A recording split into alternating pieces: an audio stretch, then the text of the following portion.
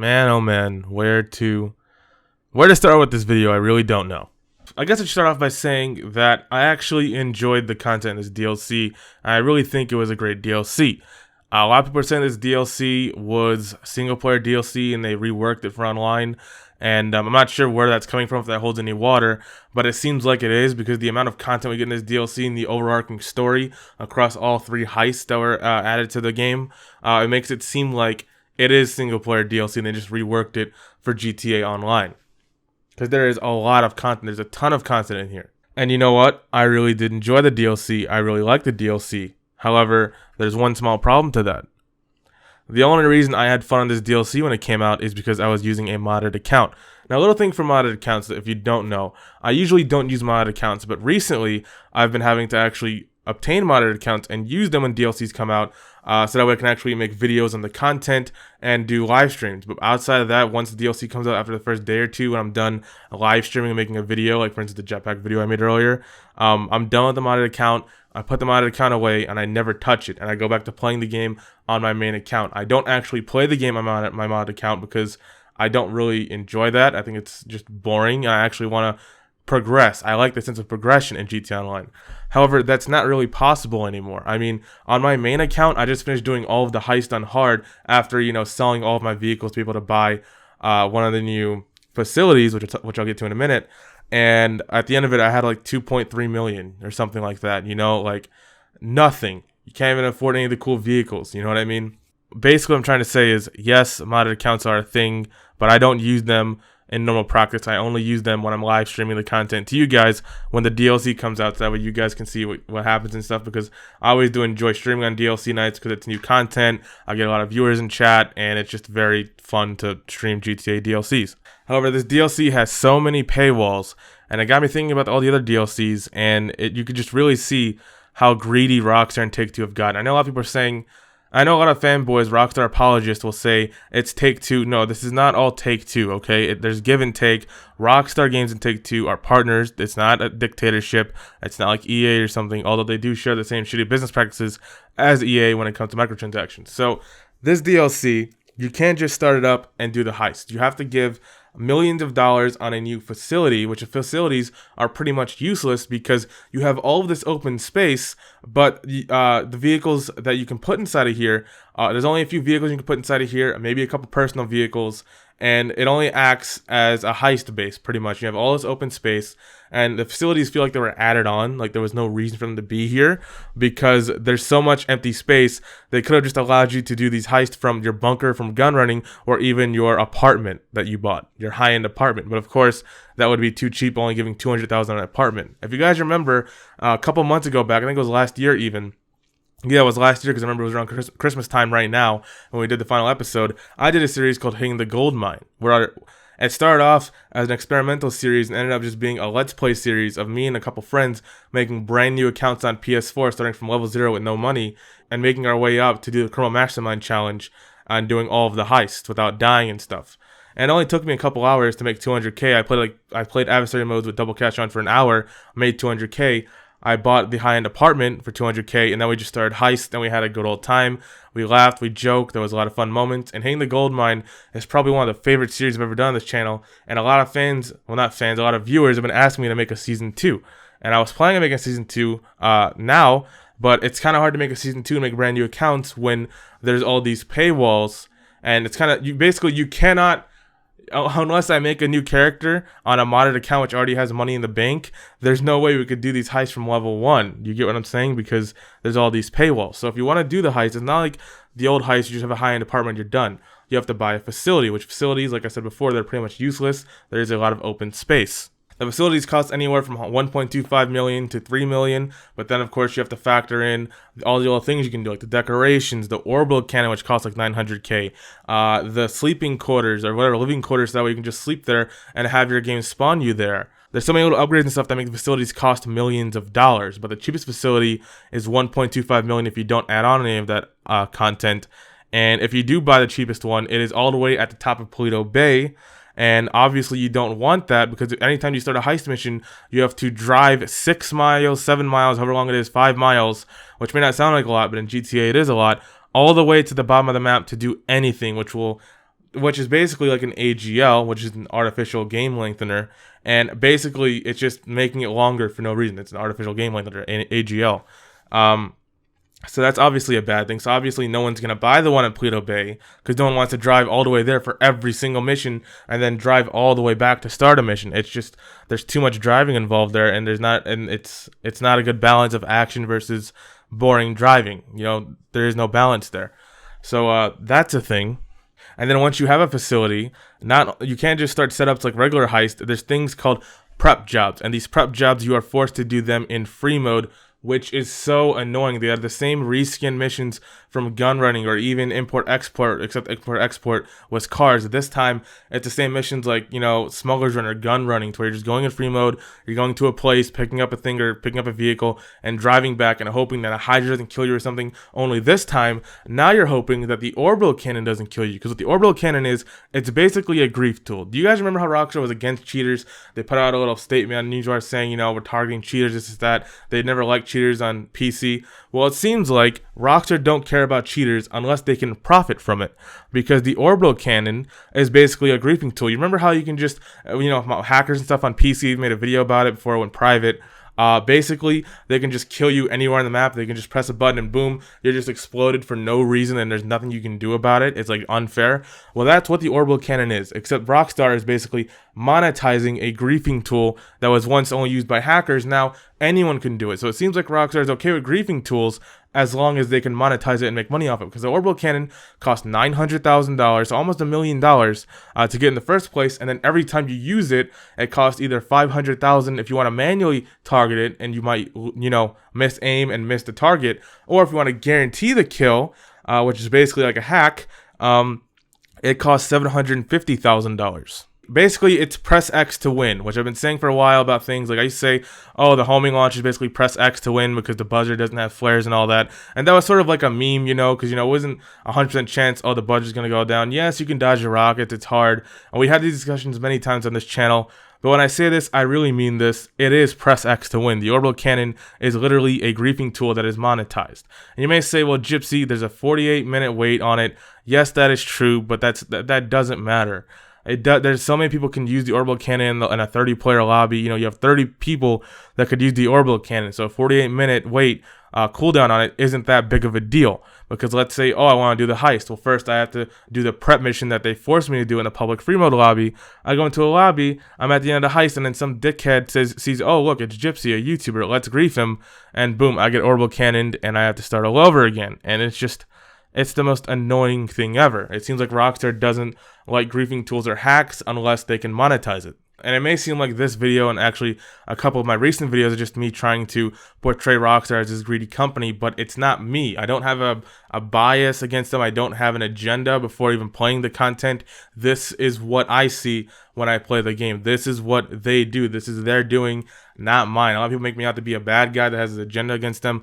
It's the complete opposite. I love the game and I love Rockstar and I want to enjoy the game, but I can't enjoy the game when they put these paywalls and monetize it so hard. Do you know that they even went on Steam, and I'm pretty sure PlayStation, Xbox as well, and made a starter pack for GTA Online, which I predicted they would on a tweet.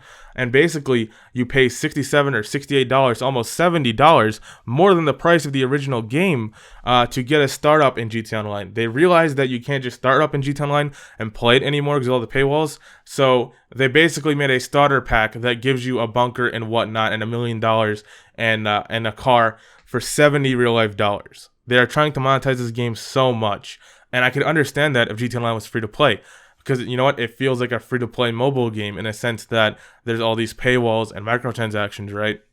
But GTA Online is not free-to-play. We have to give $60 for the base game first before we can even enter GTA Online. And now you want to charge $70 to get started in GTA Online or grind for hundreds of hours to get to the same level as someone else. You know what I mean? It's not fair for new players at all. They are really monetizing this game a lot, and it's upsetting, honestly, to see what the quality of this game has come down to. Heist were a staple of Rockstar's quality. When Heist came out, They were amazing. IGN did little reviews on them and stuff, and they were really good. It was a staple of Rockstar's quality, and you didn't need all these things and paywalls to get to them. You just need a high-end apartment, and that's it. And you'd play through all the heists, and there was a Chrome Mastermind challenge, and the heist update was really good. It's probably one of my favorite updates in the game. Back when Heist came out, I actually made a video telling people to stop complaining about the DLC prices because there was Heist and the Chrome Mastermind challenge, and it wasn't that hard to make money in the game.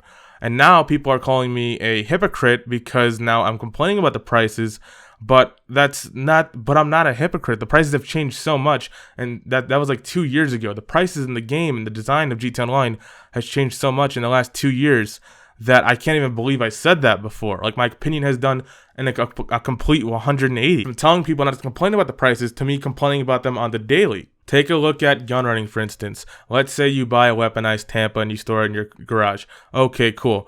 But guess what? It doesn't come with any of the cool upgrades that you've seen in the screenshots or in the trailer. Now you want those upgrades. Well, before you can get those upgrades, you need a MLC with the mechanic.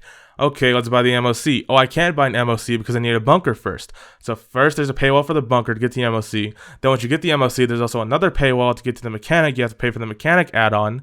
And then once you get the mechanic, then there is another paywall because gun running had research. So guess what? That thing you want, that dual minigun, which is very OP, or the rear-mounted grenade launchers or something, those are locked. Okay, how do I unlock them? Well, you could sit there and keep going in free mode and stealing supplies over and over again for countless hours, hoping that the research will just give you what you want after so many hours because you can't actually choose what you want to research on. Or you could just pay $250K or however much it is to skip the research on a single item. And the best part is you don't get to pick the item. It just gives you random items. You have to keep paying for millions of dollars or hundreds of thousands of dollars until you finally land on the upgrade that you want and then get that. And then once you do all of that and even pay the money or wait so many hours, even if you pay the money to skip it and actually get to the research, then you have to pay for the upgrade. So it's not just, okay, you want a weaponized Tampa, you buy the weaponized Tampa. No, there's like 3-4 different paywalls in between that because you need a bunker with an MOC, with a garage upgrade, and the research as well, which, again, research also needs supplies. You can steal the supplies over and over again, which takes very long and it's very boring, or you can buy the supplies. They are monetizing everything in this game. And, I was thinking about the other day, and do you guys remember when Rockstar changed their policies so that way there was no more character transfers back in March this year? Well, I realized why they did that. It wasn't because the server cost or anything. It was because they wanted to stop modded accounts because they wanted to maximize their revenue. Of course, on PC, you can still get a modded account or have people drop you money because it's PC. It's a lot easier to mod on PC. But when it comes to PS4 and Xbox One, there are no public modding tools available yet. Yes, there is mods, but there is no public modding tools available yet for GTA Online right now. So PS4 and Xbox One is probably the safest place from hackers. However, little did most people know, people were buying modded accounts on Xbox 360 and PS3 and then transferring them over to Xbox One. So instead of paying $100 for an $8 million shark card, you could pay $3 on eBay. I'm not joking, $3 on eBay to transfer over an account from PS3 that has $1 billion with everything unlocked. Which one would you buy? The $3 account with billions of dollars, or give $100 on your brand new account and get $8 million? What's the choice?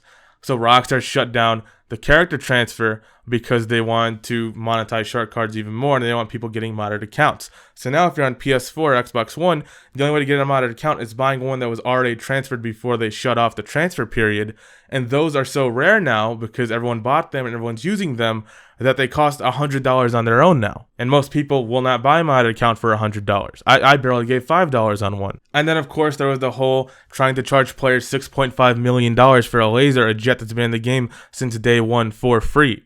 It's just, it's horrible. I know people will say, well, Gypsy, you could steal it for free. Yes, of course you could steal the laser for free. That's not why everyone is mad about it. Even Yan on Twitter was confused as to why people were mad about it when it's free, you don't have to pay for it. Of course, Yan, or whoever's asking the question, you don't have to pay for it. It's just bad game design, which leads me into heists.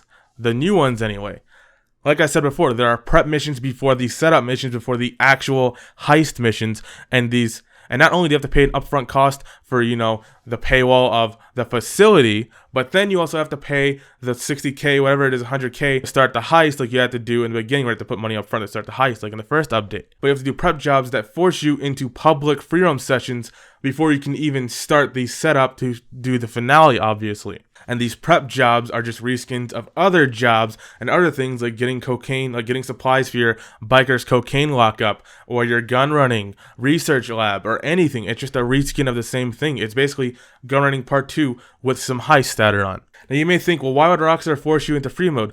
Because they can monetize it. How did Rockstar monetize it? Well, if you don't want to do these prep jobs in free mode, you could pay $100,000 to each prep job to skip it. I mean, you could pay upwards of $300,000, $400,000 just so you can get into the setups of the heist. So really, the heist upfront cost isn't $60K to start the heist once you have a facility. It's more like $300K to start the heist setups once you have your facility. Because why would you go in free mode and keep getting killed and spend an hour, 2 hours alone on prep jobs when you could just pay $300K and start the heist? Because Rockstar is trying to incentivize shark card sales.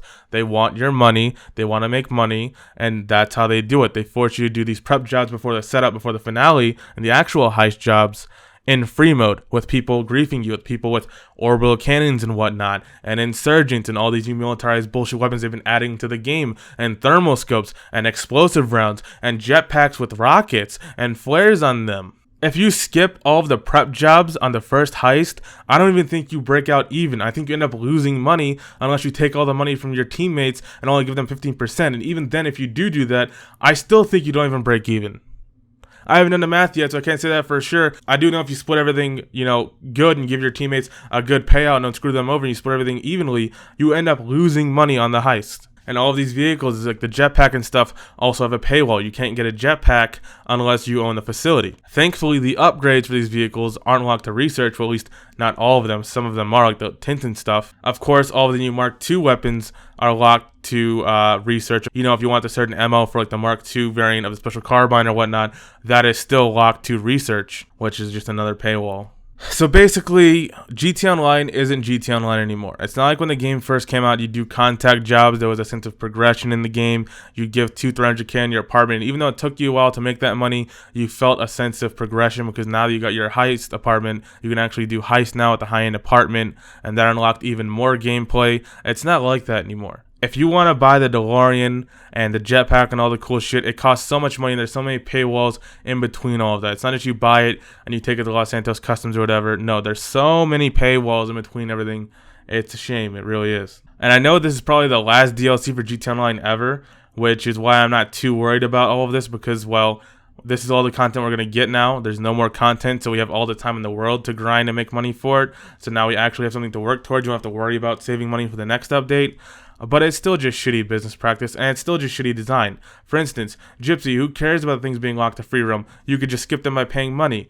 Yes, but if you have to work around content and work around to get the content, that's just bad game design. I don't care how much you love Rockstar and want to defend them. That is just bad game design and bad business practice. Everything Rockstar's been doing the last year, 2017, this whole year, is just to make money. Stopping character transfers, that way people can't get modded accounts. All this gun running and smugglers run and all this bullshit has been added in the last couple months, in the last year. They just want your money. Trying to charge almost $7 million for a jet that's been free in the game since 2013. I mean, come on. Most of the shit, like for instance, Heist, we could have been hosted from shit we already own that's already been in the game. Like the regular bunkers that we got when gun running came out. Or even the hangar that we got when Smuggler's Run came out. But they're not.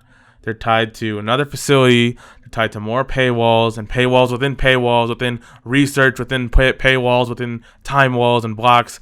And now they're trying to make a little GTA Online starter pack for $70. Rockstar, this game is not free to play. I have never seen so many paywalls and AGLs, artificial game lengtheners, and microtransactions and just corporate bullshit in a game before, in a AAA title that costed $60. I've seen shit like this and shit that wasn't even as bad as this in mobile games, sure, and even free-to-play games on console and PC, but never in a AAA $60 title. Never.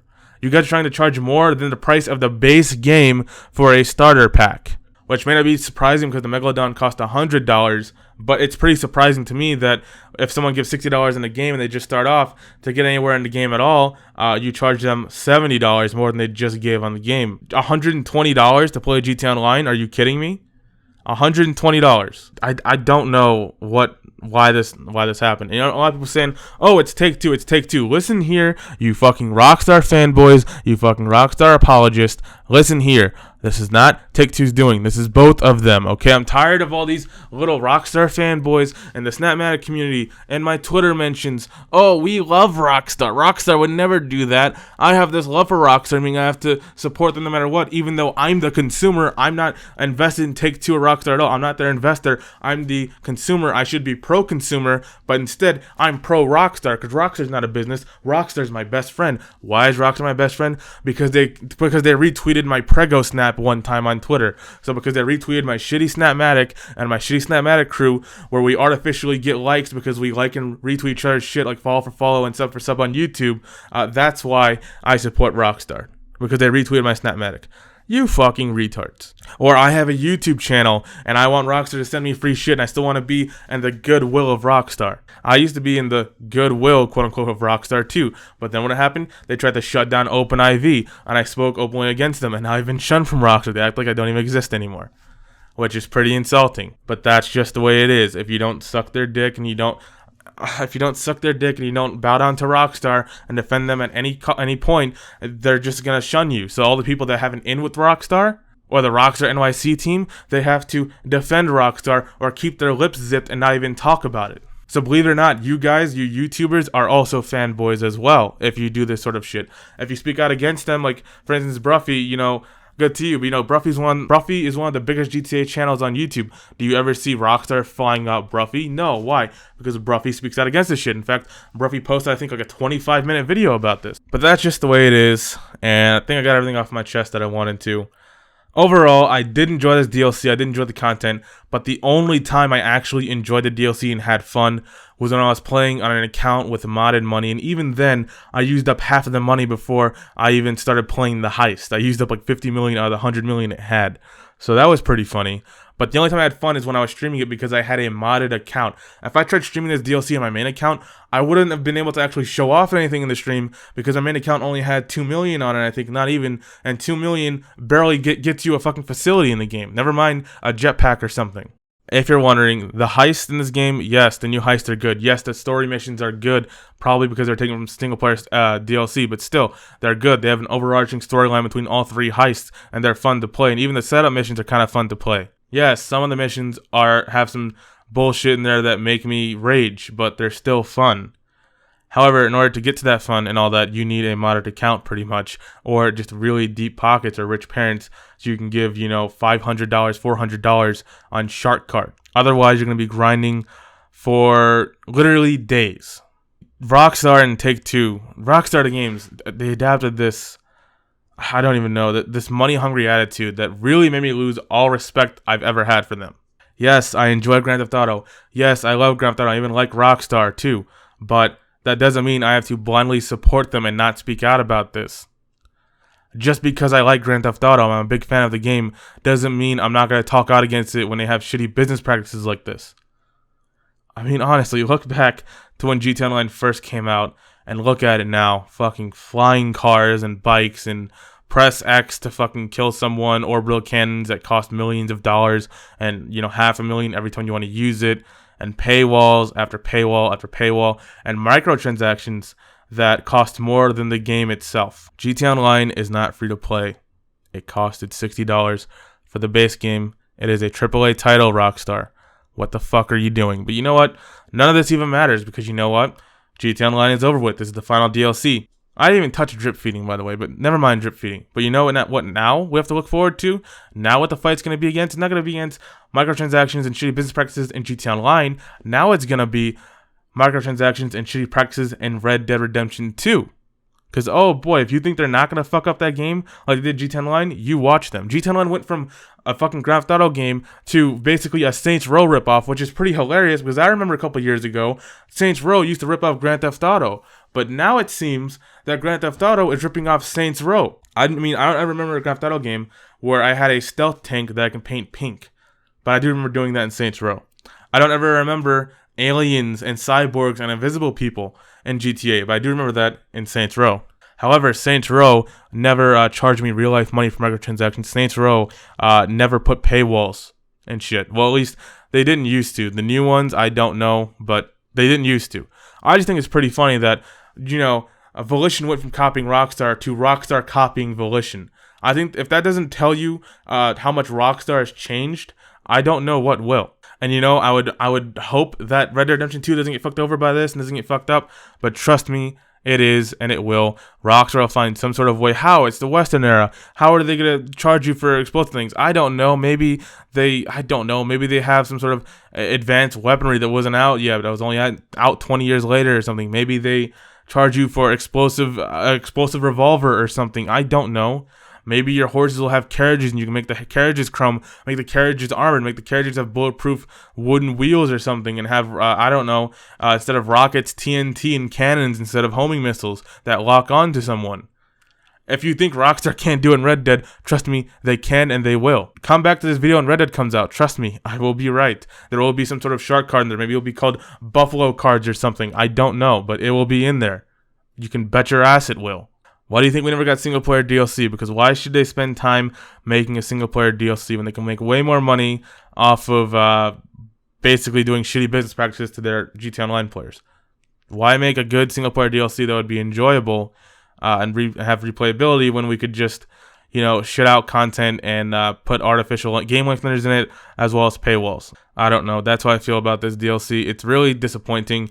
The missions themselves, the content itself is fun, but all the paywalls and bullshit you have to go through to get to it is not worth it. It's not worth my time, man. I'd rather have you charge me $10 a DLC and just let me have all this shit unlocked to begin with than charging hundreds of dollars for shark cards and putting all these paywalls in between it. But of course, that wouldn't be as profitable as shark cards, would it? I don't know. This video's going on too long. It became sort of a rant, a ramble. I don't know. Really disappointed in Rockstar. The DLC is good. The content's good. But everything else about it is horrible, and it doesn't even out. If you think the content evens out for all this paywalls and bullshit, it doesn't even it out. It doesn't balance out. If you want to have fun in this game, you need a modded account. Don't try to tell me otherwise. I don't care if you're a YouTuber. I don't care if you're just a guy on Twitter. I don't care if you're my friend. Stop being a Rockstar fanboy. Stop hopping on their dick. You are a consumer. Be pro-consumer. Why would you be? Rockstar's not your friend. They're a company. You realize that, right? It's okay to be critical of them. I know, maybe they won't retweet your Snapmatics. I know, maybe they won't invite you out to live streams anymore or send you free shit. But people will respect you a lot more. Why do you think Bruffy has so much respect? Why do you think Bruffy is the good guy of the community? Because not only does he make content that isn't clickbait and whatnot, but he tells it how it is. He is pro-consumer. Bruffy's not there to shut out a bunch of reviews when the DLC comes out and get the ad revenue.